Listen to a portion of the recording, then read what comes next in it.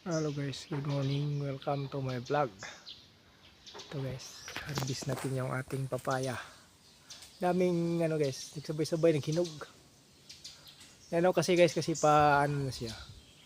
Yung puno kasi niya, yung pabalang paano siya patumba yung dito. Kaya pinutol ko yung pinaka talbos niya para hindi niya siya tataas. Kaya ang nangyari, tingnan mo, ang ang puro sabay-sabay naghinog. Pero ang tatamis yan guys. Kinuha ko na yung nakaraan, kinuha ko yung dalawa, ang tamis. May hapon ko na herbisin guys kasi kainit, sobrang init ngayon.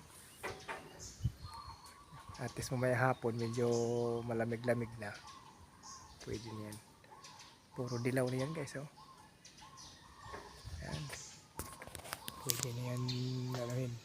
Gusto ko yan guys, pagka harap mo lagay, pag tama na talaga sa hiwain mo or hindi, kahit hindi mo na hiwain mo na, ilagay mo sa rip yung malamig.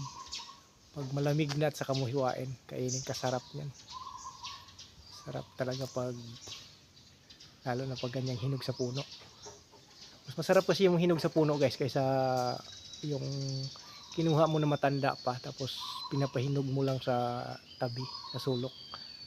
Mas iba yung lasa kaysa dyan. Di ba yung binibinta sa palengke guys, ano yan, hinog sa yan, tinatawag hinog sa pilit. Igaya hinog sa puno, matamis talaga, masarap, malinamnam, maramdaman mo talaga yung lasa ng papaya. O, kagaya niyan, oh. Ayan talaga, hinog sa puno yan.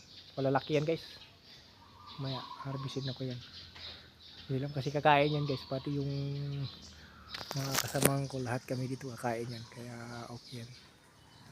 Okay, thank you for watching guys. Mamaya konti guys, harvesting ko na to.